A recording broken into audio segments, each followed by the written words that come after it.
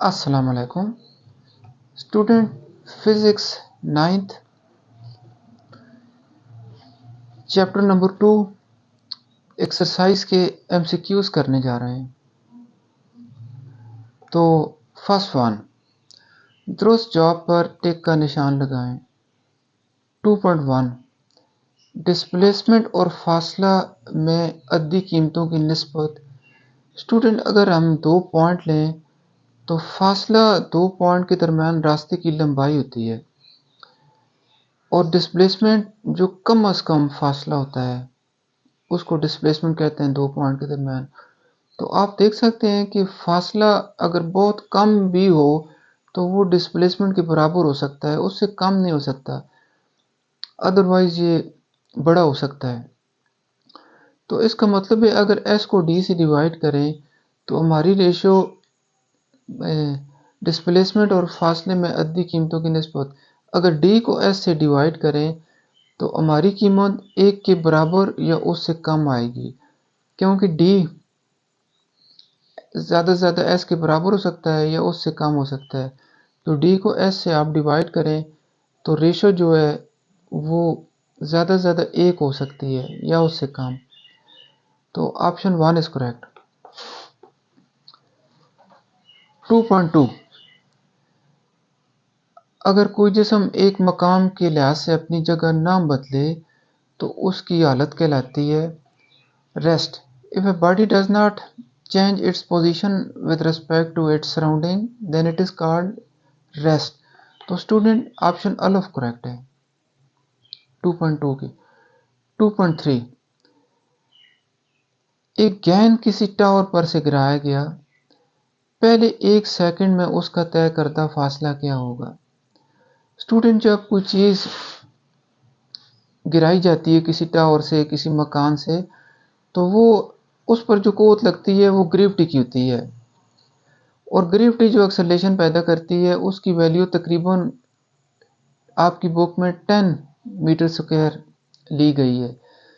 तो अगर हम इसको हल करने के लिए इक्वेशन ऑफ मोशन का इस्तेमाल करें, s is equal to v i t plus 1/2 g t square, और वी आई की वैल्यू 0 पुट करें, क्योंकि जब कोई चीज़ किसी बुलंदी से गिराई जाती है तो उसकी इब्तिदाई वेलोसिटी 0 होती है अगर ना दी गई हो। तो 1/2 जी की जगह 10 पुट करें और टी की जगह 1 का स्क्वायर, तो इसको हल करें तो 5 मीटर हमारा आंसर आता है। तो ऑप्शन अल्फ करेक्ट है स्टूडेंट। 2.4, एक जिस्म रेस्ट की हालत से एक्सेलरेशन करते हुए 20 सेकंड में 144 किलोमीटर पर आवर की वेलोसिटी पर पहुंच जाता है। Again, if the body start from rest then its initial velocity vi is 0, final velocity vf is equal to 144 kilometre per hour. तो स्टूडेंट, इसको हमको मीटर पर सेकंड में चयन करना होगा।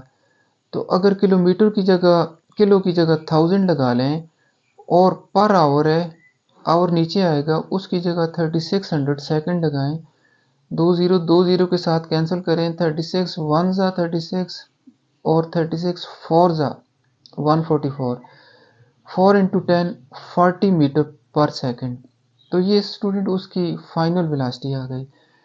अब चूंकि हमने तय करदा फासला मालूम करना है, तो तय करदा फासले के लिए या तो हम एक्सेलरेशन फाइंड आउट करें जो कि एक लेंथी प्रोसेस है, equation of motion, first equation of motion का इस्तेमाल करके, या फिर वी एवरेज निकाल लें। ये निस्बतन आसान है।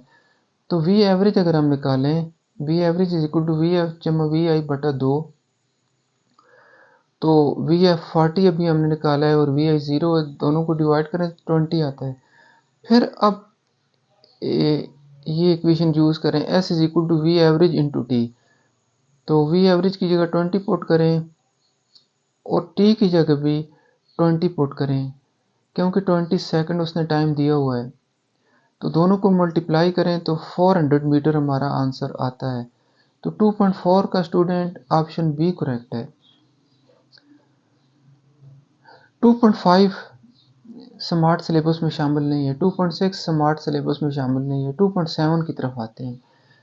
2.7 में स्पीड वक्त ग्राफ के नीचे का रकबा अद्दी तौर पर बराबर होता है। स्टूडेंट, हम स्पीड टाइम ग्राफ को अगर प्लाट करें तो वक्त हमेशा एक इंडिपेंडेंट वेरिएबल है, उसको एक्स एक्सेस पर लिया जाता है, वो किसी पे इन्हिसार नहीं करता। और वेलोसिटी वक्त पे इन्हिसार करती है तो वो डिपेंडेंट वेरिएबल है, उसको वाई एक्सेस पे लिया जाता है। तो देखें, अगर हम टाइम ये ले लें और इसके मुताबिक वेलोसिटी ये ऊपर वाली लाइन, वेलोसिटी चूँकि कांस्टेंट है ली हुई है हमने, तो ऊपर वाली ले लें, वेरिएबल भी हो सकती है, उस केस का भी यही सूरत हाल थोड़ी सी मुख्तलिफ बन के आंसर यही आएगा। तो अब एक रेक्टेंगल बन रही है, ये रकबा अगर हम कैलकुलेट करें तो ये वी ज़रूर टी ग्राफ के नीचे रकबा बनेगा। तो हम देख सकते हैं कि वी ज़रूर टी एस के बराबर होता है। तो स्टूडेंट, ये फिर तय करदा फासला हुआ, तो ऑप्शन दाल करेक्ट है। स्टूडेंट, इस एक्सरसाइज के एंड पर जो तफसीली सवाल है 4 है, उसमें अगर गौर करें तो एक क्वेश्चन नंबर 2.6 दिया गया है। यहाँ पर साबित करें कि स्पीड वक्त ग्राफ के नीचे रकबा किसी जिस्म के तय करदा फासले के बराबर होता है। तो उसको भी इसी तरह साबित करेंगे, डायग्राम बना के यही जो आर्गूमेंट दिए हैं यहाँ पर, वहाँ पर भी यही दलाइल दे के हम साबित कर सकते हैं कि एरिया जो बनेगा वो वेलोसिटी मल्टीप्लाइड बाई टाइम होगा। तो वेलोसिटी मल्टीप्लाइड बाई टाइम तय करता फासले के बराबर होता है। तो thank you very much student, अल्लाह हाफिज़।